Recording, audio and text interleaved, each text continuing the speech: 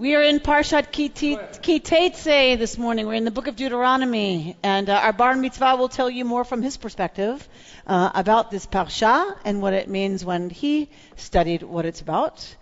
A little bit about what I want to talk about is the fact that this week's Parsha contains, at the end, the commandments to remember Amalek, an enemy of the ancient Israelites who attacked from the rear. Attacking when we were in the desert goes our mythic history. Attacking the stragglers. And who are the stragglers in any kind of marching order? The weak, the sick, the old, the children, the infirm, those who can't move.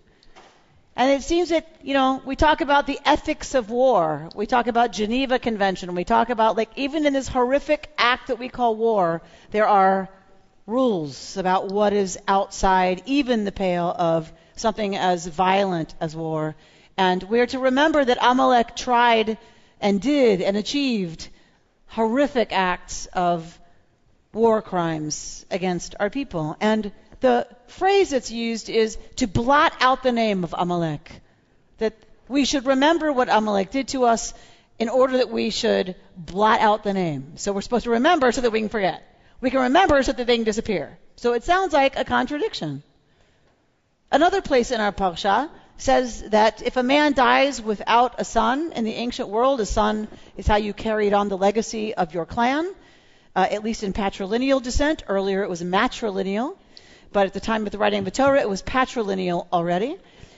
And so if a man dies without a son, his brother should marry for a time. His widow should take his widow and give her a son that would bear his name, so that she and her son would claim the property of that husband that is gone, so that his name should not be blotted out.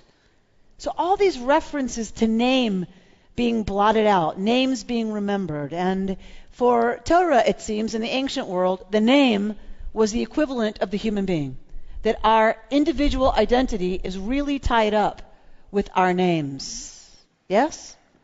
So there could be a lot of noise going on, a lot of confusion, but someone says our name, and we hear right through all the static and right through all the noise. We know our name because we know it calls us into presence, into being there, into attention. Even my dog, right, from upstairs knows Olivia to come. Something's happening, and it involves her, and she should come running down the stairs.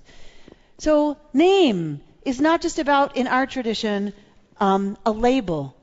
It's about calling forth the essence of someone. And that when we want to zechor, as we're told in this week's Torah portion, remember, it is by saying someone's name. And it's often by naming after someone, so that we keep the spirit of that person in touch with those who are living. So in the ancient world, it was said that they would inscribe the name of someone who was gone on something and put it in the sanctuary so that that name could stay before the god. If you look at the wall of any sanctuary in our tradition, it is always covered in names. Those are not just names to us. Those are the ways that we keep our ancestors, our loved ones, our family, our partners, God forbid, our children. We keep them present. We keep them in touch with us. Bound up. Tzror b'tzror chayim.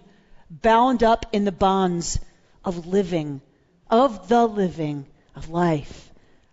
So this Shabbat, I challenge us all to live into the teaching of this week's Parsha and ask us to figure out in what way can we bring truly into contact with the living someone we've loved and have lost, someone who was a model, a teacher, an inspirer, someone who would be a gift to our children if they could only know them.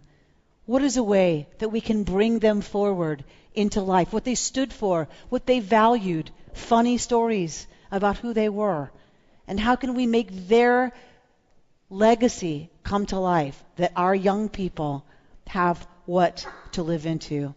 And may that be the case for all of us, that we live in such a way that people will want to bring our names into every sacred opportunity that we might inspire others to live in a way that contributes to a world of goodness and compassion and equity and justice.